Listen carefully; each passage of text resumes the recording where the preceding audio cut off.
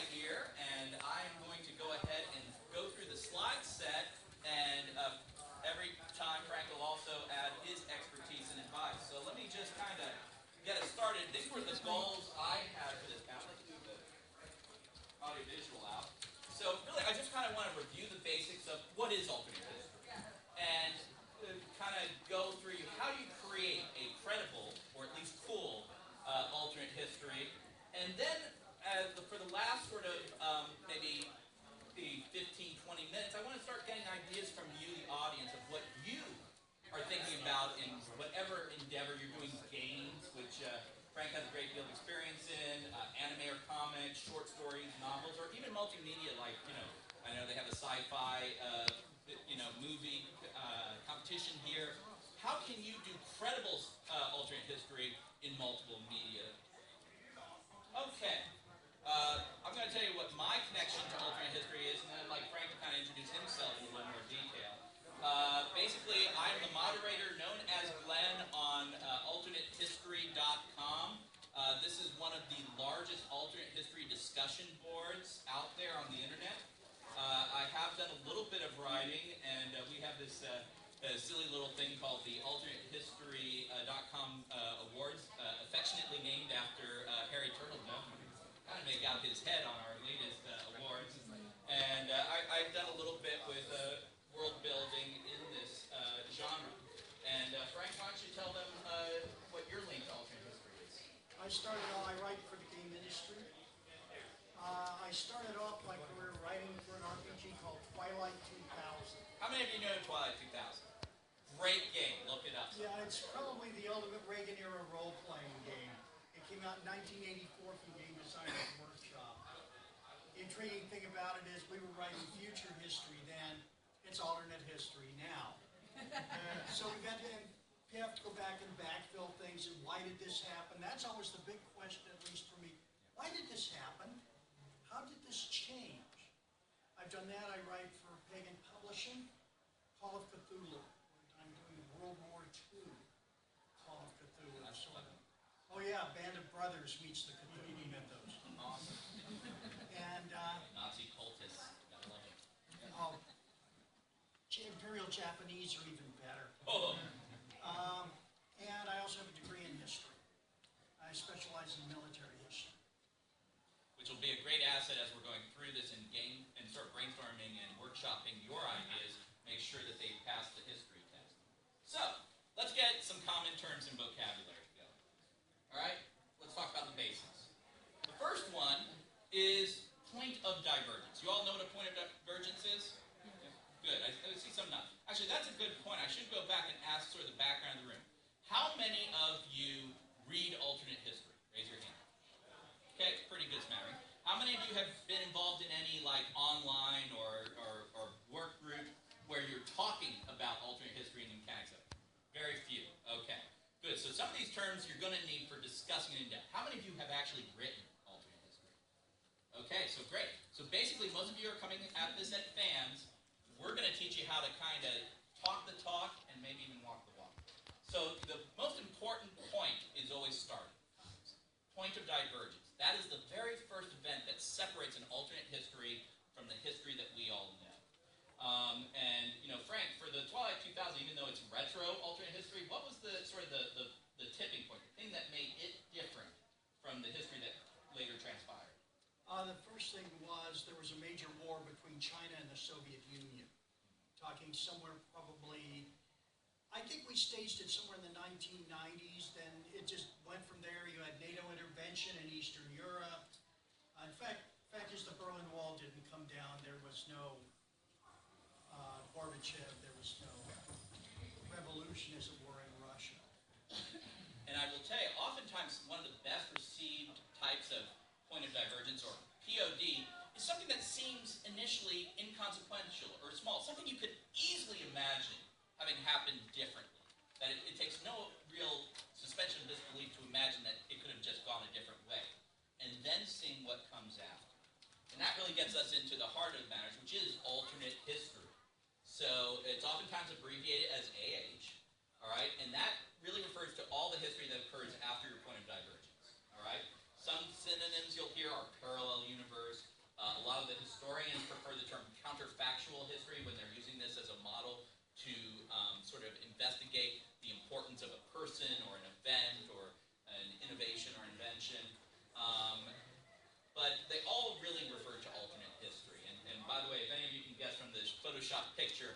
usually that is a Soviet flag being raised over the ruins of Berlin.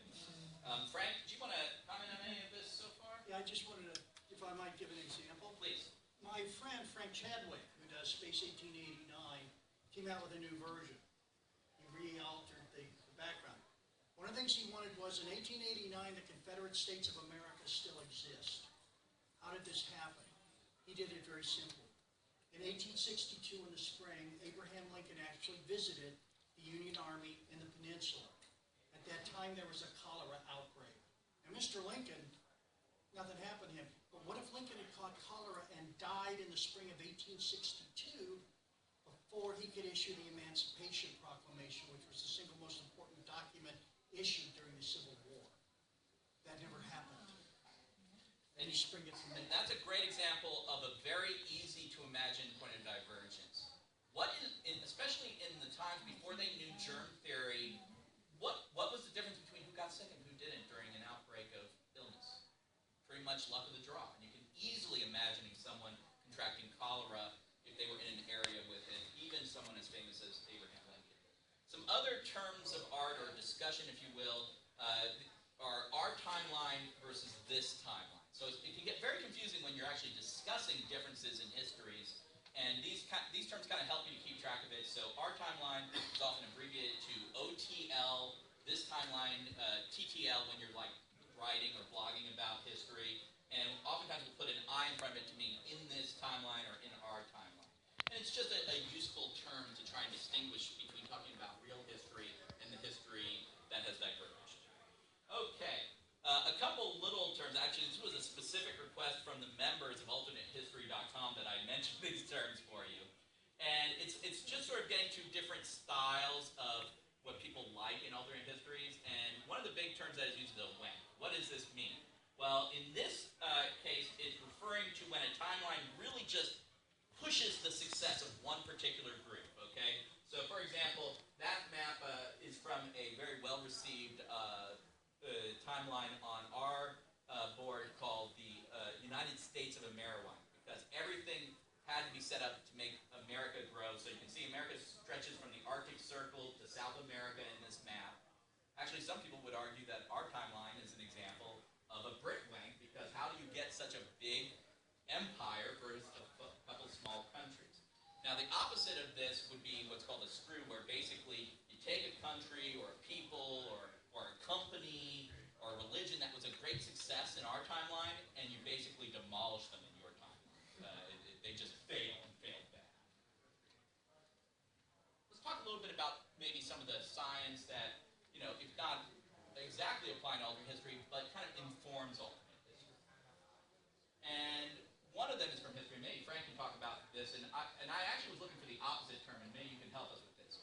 One thing is, when you're writing alternate history, it's very important to know how you do points of divergence that actually will make a difference.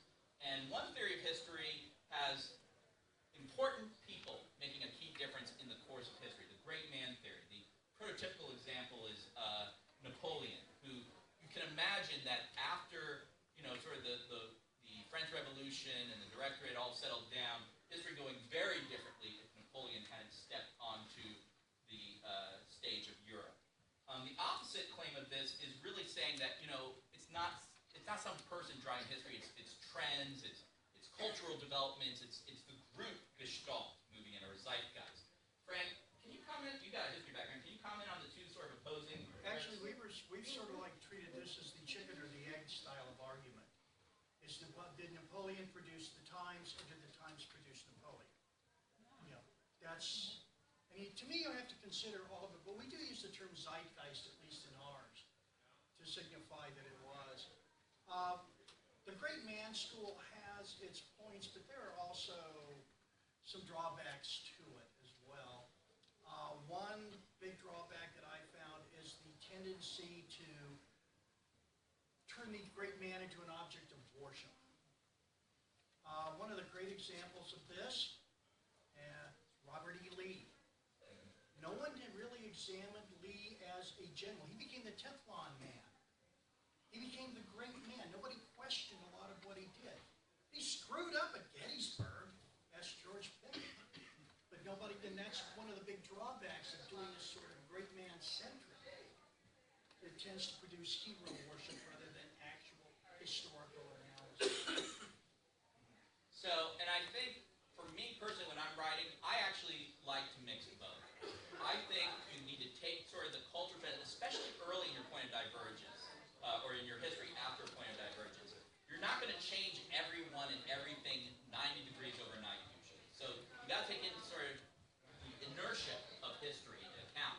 On the other hand, a special figure at a special point in history could make a real difference that you would not expect otherwise. So I like to mix them personally. Yeah, if I might. Absolutely. One of the other great things is, what if Hitler had been killed in World War I? But when we did our examination, with some friends of mine and I did, we figured that given the status of Germany, that's assuming Germany went ahead to lose the way they did, you would have still seen a militaristic coup sometime in the 20s or 30s, right-wing, Junker, military. It may not have had the anti-Semitism and the violence of the Holocaust. I guarantee you it would have been just as an oppressive state. It would have risen. It would have been a very aggressive state. Just Hitler would have been there with his, and the Nazis would have faded into obscurity, and that would have been it. But it would have still happened in that zeitgeist. And that's a great example as well. I think, and actually I'll mention an example of where we avoid that later on, but it's hard to do. So, 1930s Germany was a setup for a fascist regime. Okay, so if it wasn't Hitler, it probably would have been someone else. But the question is, would it have basically gone the Italy route, kind of, maybe saber rattling towards its neighbors, but not necessarily having this greater, racial, ideological push to really try and grow way beyond the extent of anything else that any other fascist regime started. And so there you can see sort of the zeitgeist and the great man theory mixing together. Yeah, one of the interesting things, little known about the Italians, were out of the, I think there were like 54,000 Jews that lived in Italy, 9,000 of them were members of the fascist party because they were nationalists. And that's what fascism was nationalism. In fact, there were fascist party members that helped hide their fellow fascist party members who happened to be Jewish. It's like, no, we ain't giving you to the Germans. We don't like them. And that also gets to another great point. History is oftentimes more complicated than you think. You need to do the work, and we'll talk about that a little later. Let's talk about some more scientific terms that may affect how you think about alternate histories. One is the many worlds interpretation of quantum physics. Has anyone heard of many worlds? Okay, great. And basically the idea is, in quantum physics, subatomic actions oftentimes are indeterminate until you make a measurement. So it could go one way or another. The classic example is Schrodinger's cat. You got him in a box, there's a Geiger counter and a radioactive isotope. If it detects a radiation emission, a poison's released and the cat dies. If it doesn't, you don't. You know statistically when that should happen. If you don't open the box, is the cat alive or dead? The original Copenhagen sort of theory says that it's both superimposed. Many worlds says it's both because they split off into separate timelines. Oftentimes also, you'll hear about the butterfly effect when discussing alternate history. And oftentimes we'll just shorten it to butterflies and summon them forth. And really this is coming from chaos theory. So chaos theory in physics states that, you can have systems that small changes in initial conditions can lead to much greater divergence in end results, okay? Now you can have other systems where actually it'll wash out small changes that are not chaotic, but if history is a chaotic system, then even a small POD, or point of divergence, could result in wide-ranging change far out of proportion to the small difference in the initial starting conditions. And we use this a lot to try and get change and really make our worlds unique. It can go crazy sometimes, and the classic example they give is a butterfly fluttering its wings in one part of the world, if weather's a chaotic system, may lead to a hurricane forming that not otherwise never would have because of that small perturbation in the system. And of course, there's also the fun multiverse concept. And this sort of gets it. The many worlds interpretation is correct. You have one type of multiverse where there's multiple histories all existing. Also, if you go into deeper physics, some people conjecture now there may be alternate history, not alternate histories, but alternate universes where the difference is completely different laws of physics, for example. And there can be all sorts of levels of different multiverse. Actually, some people think that Michael Moorcock in his Eternal Champion series coined the term, but it turns out it was at least initially used as far back as 1895 by famous writer and philosopher William James. So let's talk about some fantastic terms, because we sometimes get a little crazy. Any of you hear of alien space bats before? Okay, it's this great term. We oftentimes abbreviate it to ASB. And this really, in a good way, refers to fantastic points of divergence or alternate history. You know, it's where maybe an unexplained force makes a change that otherwise could not have happened, but has interesting ramifications on how history will unfold. You know, it could be also a change in the rules of physics. You know, so let's say all of a sudden we all gained magical powers. How would that affect, you know, history from here on out? It's also used derogatorily for badly written alternate history, where, you know, the things that they're putting together could not have happened realistically. And you don't want to break the rule of internal consistency and plausibility when you're writing. Even if you have an ASB point of divergence, you still want everything within it to work logically. Frank? Yeah, in Space 1889, which is probably the oldest steampunk game around, the divergence there is very simple. How many of you are familiar with an old scientific theory, the luminiferous ether, this invisible gas that surrounds? In the universe of Space 1889, it's real, and you can use it to travel in space with. Right. And that would be an example of an ASB sort of scenario where history could not have gone that way. It's against the laws of physics as we know it. But if you take it seriously and develop it rationally, you can actually write some very good stuff, some very interesting stuff. You just need to know the difference, and you need to know your audience. Another term we oftentimes use is called island in the sea of time, or ISOP.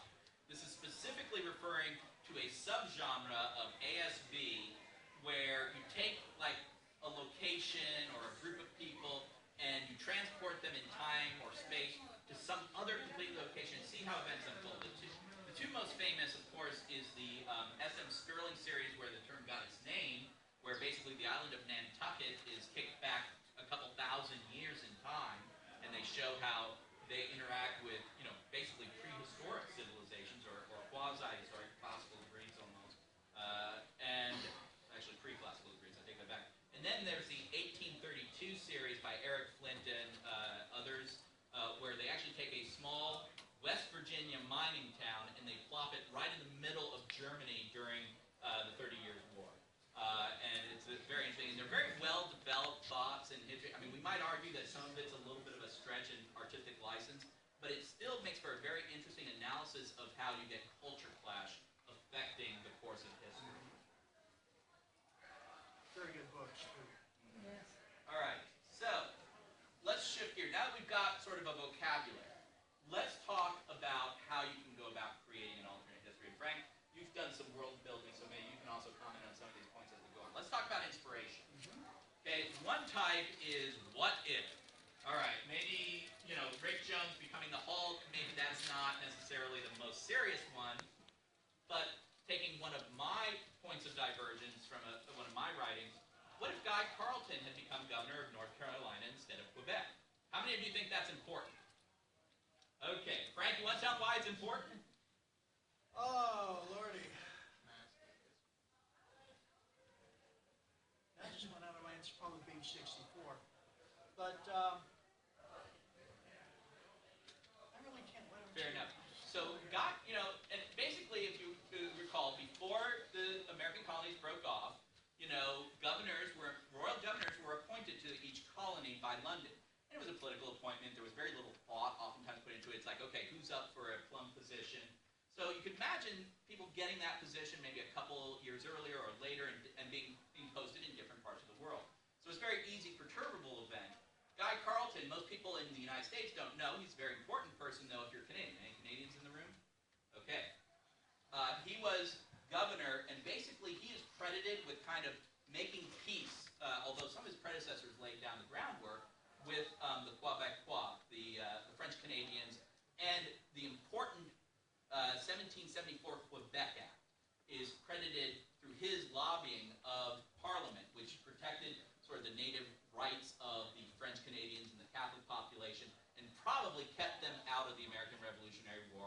on the side of the revolutionaries.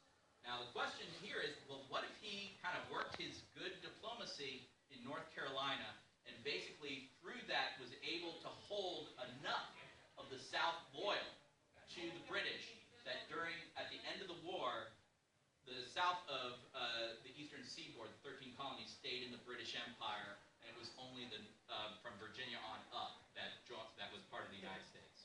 And in fact, Quebec they did lose because he wasn't there.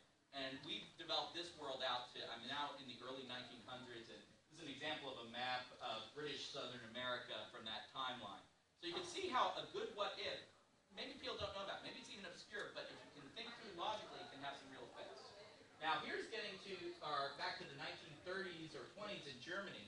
And the other idea, instead of starting with an interesting possible point of divergence, you kind of challenge yourself. Well, how could I accomplish some change? For example, the Weimar Republic, the nascent democracy in Germany after World War I, basically, in some ways, if you look at history, it looked like it was doomed. And we had the challenge of, well, okay, what would it take for the Weimar Republic to actually have survived, even thrived, into the present day? So we did a look back. We had a goal instead of a starting point, and we said, what changes had to happen or could happen that would allow this? And actually, this is an example where we needed a couple points of divergence. It wasn't just one that would have led to this. It actually, you had to fix a couple different things. We actually started with avoiding the cap putsch, which was a aborted attempt, and that actually led to one of the darlings of alternate history, Lettow-Vorbeck.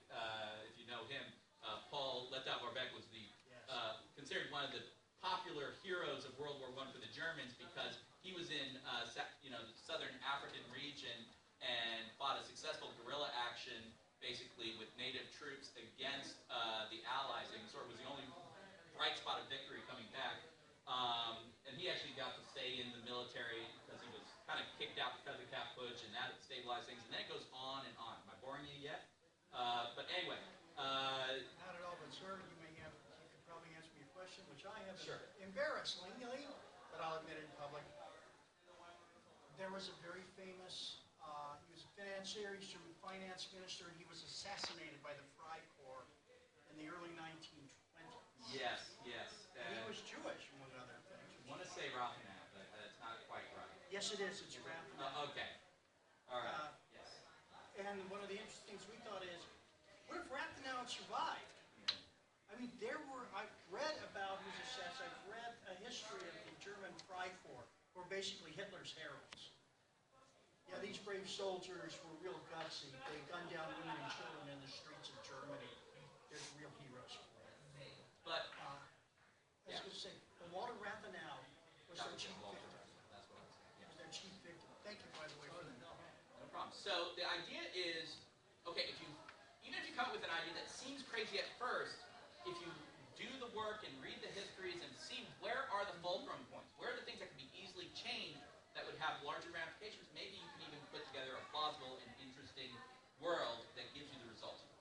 So there's also what style are you going to write? Are you going to write an ASP?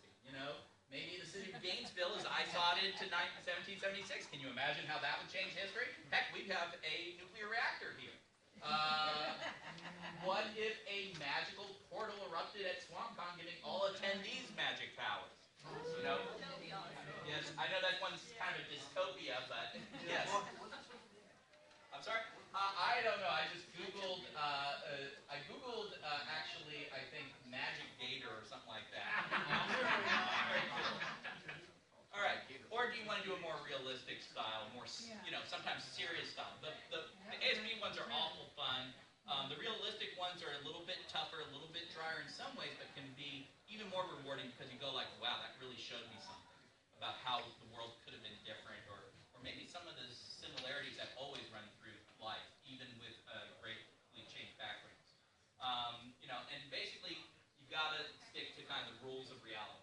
All right? Now then, how does it flow after that first seminal event? Well, there's a couple ways you can do it. You can do what I've termed a quantum reroll. Okay? There are some people who say that basically anytime you rerun a quantum event that's, subparticle event or what have you that has probabilistic qualities, you don't have to get the same result. So just if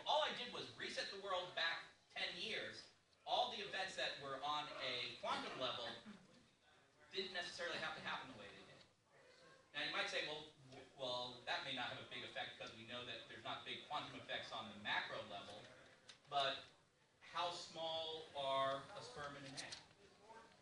If you just reran history, would the same people be conceived? You know, and so quantum reroll is sort of where you say, okay, I got one clear point of divergence just to show where the dividing point is, but then basically you have small points of divergences erupting everywhere in the history, leading to massive changes. This is a very good way to get massive change early on, helps you to avoid some of that zeitgeist problem, but you got to be careful how you handle it because you can quickly lose people, and you also can't really follow what point of divergence caused what events as you get further along. So it should be used with caution, but it can be fun. How about a more classic version, sort of an in-between? That's the divergent time style of writing. So here, the changes proliferate as time moves forward to the point of divergence. The earliest changes really should only clearly have to do with the point of divergence, but as you go later along, you can imagine, you know, secondary and tertiary effects of the point of divergence even interacting with each other, causing wider spread changes that maybe you can't even quite predict or show the full stream, but you know must have to have happened. So it's a good balance between change and details from known history. It's good for sort of a couple generations on. You can have the same people interacting sometimes with newer people or newer people on the stage. Then there's the parallel history, okay? This is where the changes are really only due to the point of divergence. No butterflies, okay? And this is good maybe for counterfactual histories, or if you really want to say, well, I want to just know what would have happened just because of that person, or this event. You really want to examine that. You hold everything else stable unless it is directly and clearly affected by the point of divergence. There's less need to create more details because you can use the real histories for a lot of fleshing out around it. But it may seem a little less real, paradoxically, because you know there's no way, you know, 50 years on, the same people should be showing up doing the same things except for those involved in the POD directly. And then there's the convergent timeline. And this one you got to handle real carefully. So this is where almost, you know, if you read in literature, some people have this idea of a rubber band theory of history where it really takes a lot to change the flow of history. It wants to snap right back into shape. You know, it'll smooth over any changes you make.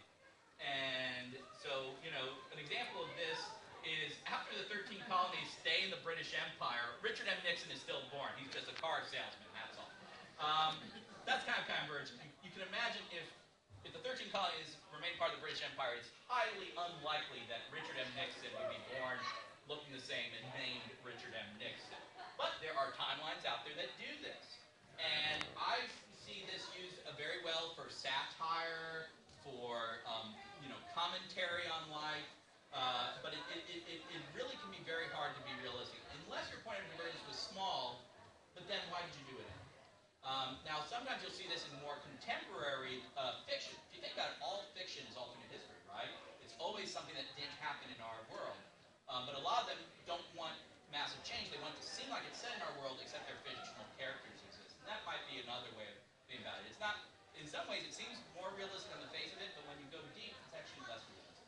So you got to know what your story is, what story you're trying to tell, who you're telling it to, and what you want to say with it to pick which of these styles to go with. Frank, you've written a few things. Do you want to comment on any of those sort of styles? They all have their places, although one thing I would like to just caution everybody on, if you're going to write alternate history, for God's sakes, read up on the point of divergence. Yes, we're going to get to that, absolutely. Okay, that's the only, but aside from that, they're all valid to me. How was the story told? Do I enjoy it? That's the thing. All right, so let's talk about, okay, so you know your point of divergence, you know how you kind of want history to unroll. Well, what's your focus going to be?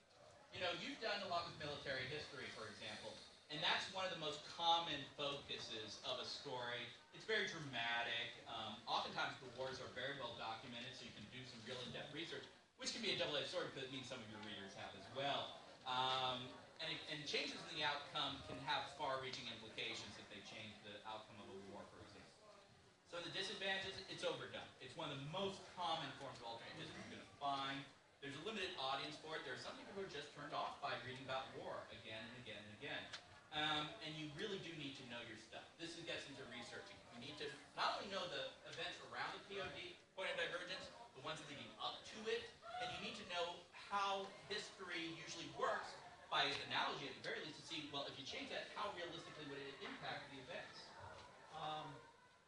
tell you right now, probably, arguably, the worst alternate history book I ever read was one called 1901. Whoever wrote that... Robert Conroy. Yeah, whoever wrote that knoweth not their backside from their elbow about European history. They didn't even know about geography, for that matter. I mean, the point they had the German invasion force landing at in Long Island, you couldn't get to within 20 miles of it because there's shoals all over the place, and all you had to do was read a blasted map. Oh, and by the way, the French were nowhere to be found. The Germans are conducting a major war on the North American continent, and apparently the French don't exist in this alternate history. And I'm like, you know, the number of times I threw that book against the wall and went, oh my God. But that's not how you do it. Another common focus, and oftentimes done in relation to war, is politics. You know, what if one politician wins the presidency versus another? How does that affect history? What if one political party becomes a major party, or another one breaks up? You know, what if the first party system in the United States had continued on into the present day? You know, or what if socialism had arisen in the United States? It's also very common, often very well documented as well, so you can find source material, and even some really great ones. I have one timeline called Clay Victorious, where I think it was, I'm trying to remember the name of the candidate, a guy named Bernie, I think. He was the Liberty Party candidate. He got thrown from a horse before the election, so just enough votes shifted so that Clay won the presidency. And that led to Texas not being part of the Union, and a Mexican War not being fought, and all sorts of changes thereon. Or you could also get, things didn't change. Did you know, for example, that originally, when we had presidential elections, you had, of course, the president who was elected, but the runner-up became the vice president. Now you think of the combinations there, and it's already, it's already going. Bush Kerry. Okay. So, now, the disadvantages, again, some people don't really resonate with politics. You might need to put in like a love story or something to grab a wider audience. And it can be very contentious because people disagree as to what the actual results of politics was. Sometimes they disagree what people's actual politics were. I get into arguments all the time about what the real politics of Theodore Roosevelt were, for example. So you got to be careful of that. All right, science and technology is another focus. And I've seen some very good ones written just about science and technology. And you can do it just by varying the rate of introduction of technology. What if you keep the coal age going a little bit longer? Or what if you have antiseptic theory of disease introduced several decades before it was? Who do you save? How does that change things? Also, it's kind of fun sometimes exploring abandoned technologies. Now, you've got to be careful with that. There's usually a reason they were abandoned. And you need to make sure, although everyone loves dirigibles, okay? That is an alternate history mainstay. But you got to think about why they didn't end up being the dominant air part. And maybe it's just part of your history that you expand upon. But you got to do the research. You got to know the technology. You got to know the historical facts around how they were founded. It's interesting, if you look at the history of science, some events seem like they were destined to happen because you see multiple people coming to the same invention or theory at the same time. That's why you see sometimes Nobel Prizes being won by separate teams who were working in isolation but basically found their discoveries virtually at the same time.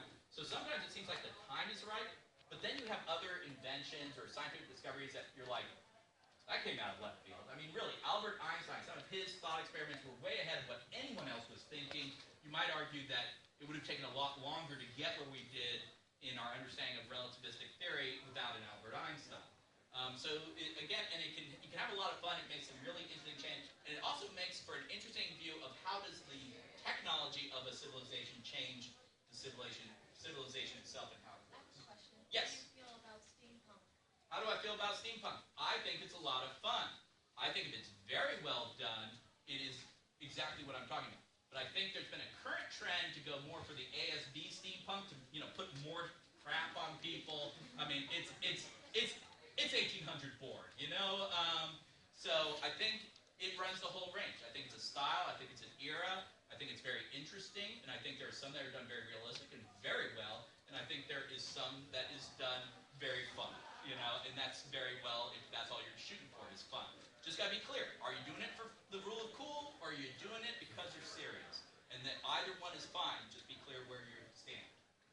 was to say, I'm one of the founding members of the Tampa Bay Steampunk Society, so I guess we have all kinds of people who do it, who approach it from just every aspect you could imagine, and I might like to add, all are welcome. All are welcome. We have no particular bias one way or the other. My Dominion of Southern America timeline does have some steampunk elements in the late 1800s, but it's really just for a slice of time. It's not the whole history, and it's not the whole focus of the history, so it can add some spice, but you want to be careful with how you... Culture is oftentimes neglected in alternate history. They just sort of snap and paste on whatever cultures we know of. But if you really go into the history of arts, music, drama, fashion, architecture, social norms and values, you can make some really interesting things. I had one world where basically Carnival became the national holiday for a large Caribbean Sea expansing nation. And that was like all the social rules went out. It was like, the carnivals they hold in Venice and New Orleans, Mardi Gras, and Carnival down in Brazil, all rolled up into one. And basically for like a week, this whole culture just changed their social norms. It made for an interesting flavor to the history.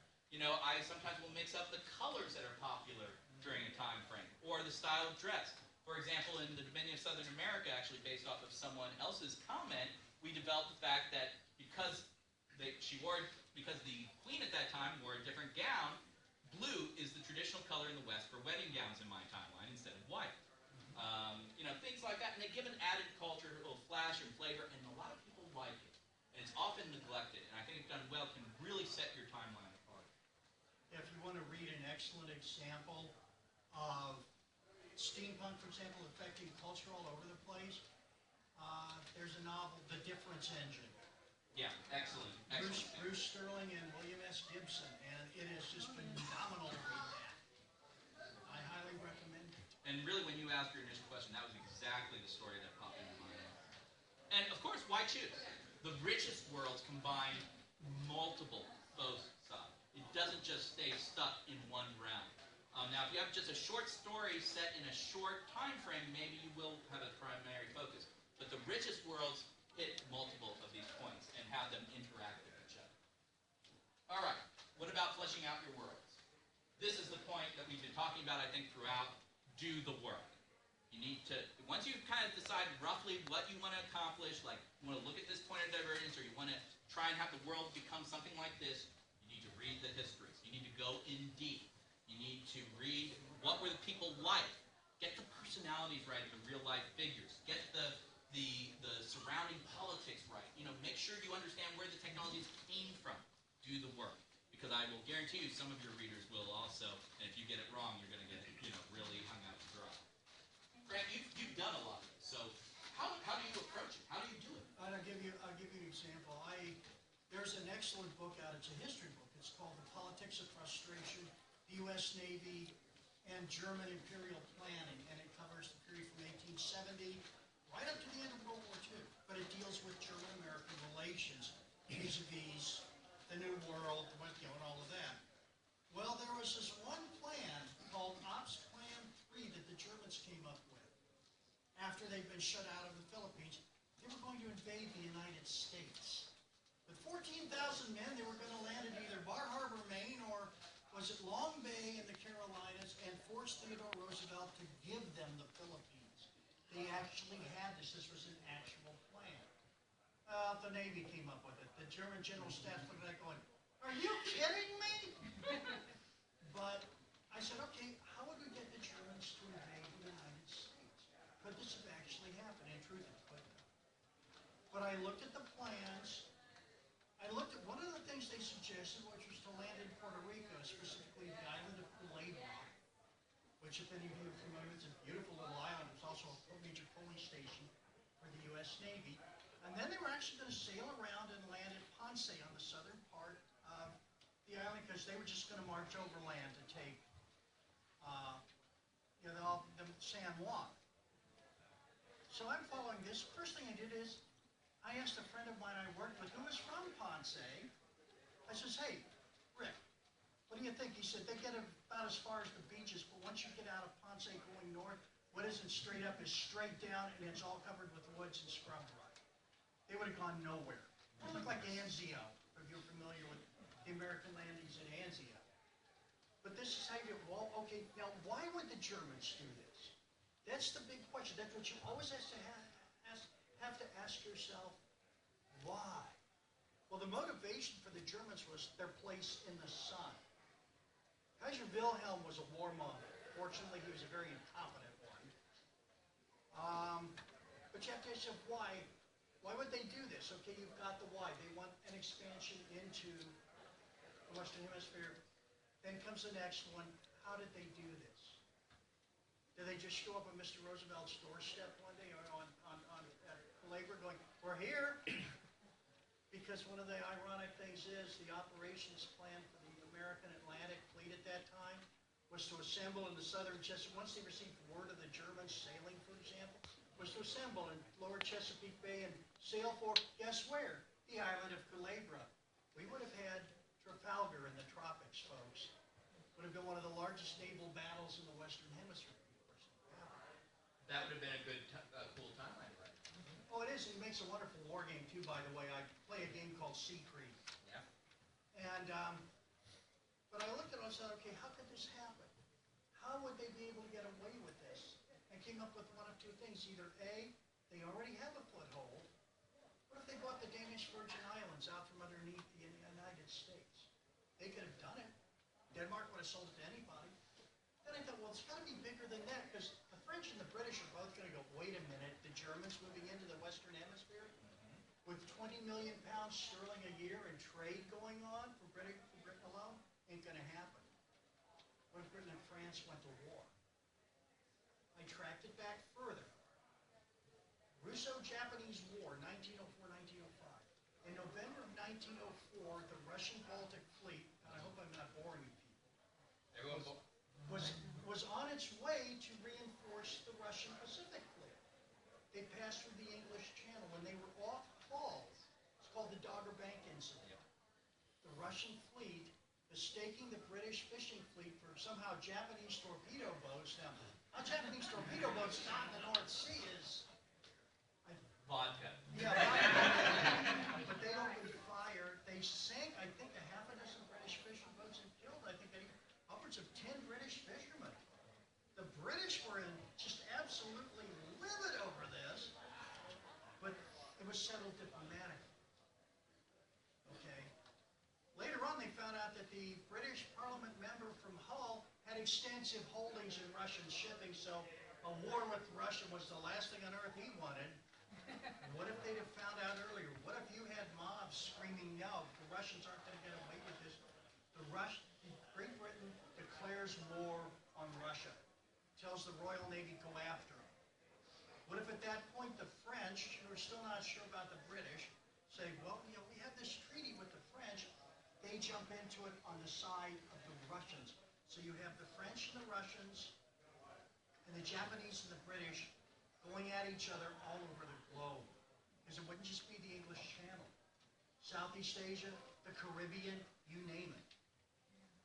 You know, and so somewhere in between there, the Germans who have stayed neutral decide now's the time to grab a hunk of the Western Hemisphere while Britain and France are locked in and killing each other, destroying each other's navy. That's what I came up with. And that's how you do it, folks. That's a great example. So, remember when you're writing, control the changes. Don't let them control you. Keep things consistent with the known facts until you get beyond the known facts. Although, if you really come up with a heck of a POD, sometimes you can get them at it. One of the challenges I had once was, how do you not get President Washington reelected? Sounds virtually impossible, right? My answer, basically pull a Phineas Gage on him. Have him fall off his horse, gets startled, falls off, has a head injury that changes his personality, changes his judgment so that he's making bad decisions. He's not the same person that people voted for, but he doesn't have the insider judgment to get out of the re-election. And that was the only way I had to give him brain damage. The only way I could get rid of second term for George Washington without killing him. Follow the logic, and that's what Frank was illustrating for you. Once you make the change, you got to follow the steps further on.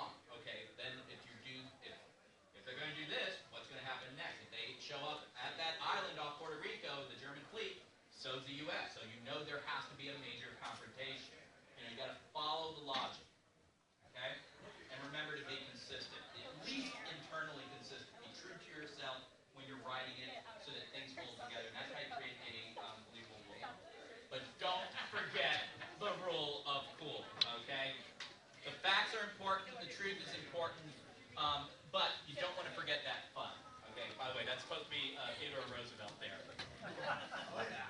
I want to open it up to your questions. You guys have been a great audience, very receptive. Yes, thank you. So,